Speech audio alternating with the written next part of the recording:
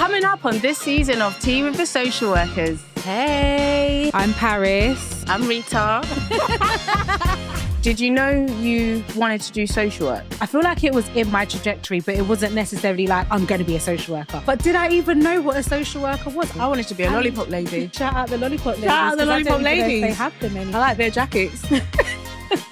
I'm not going to lie to you, Paris. I was initially ashamed to announce my profession. It is something I've had to work on building, in feeling confident to introduce that as my role in my profession and actually not have a tinge of embarrassment or shame around it. See, I was the complete opposite. I always felt really proud to say I was a social worker. But what used to annoy me was that lack of knowledge of what a social worker is. Even referrals, people don't understand that we mind our business as social workers until we receive a referral. Yeah. So we don't just go turning up at people's house to say, hey, look, I need to take your children away. We're not robots that have been sent out, by the government to destroy come your family. Yeah, to destroy you or to oppress you or to shake things up. For people who may not have that professional knowledge or skills to be able to identify what the impact on the child is, just let us know your thoughts. Yeah, and what have you seen? What have you seen? Because sometimes you've seen the impact and you need to be naming that. I think as well why this podcast is needed is because I think it's nice to know that other people have struggled.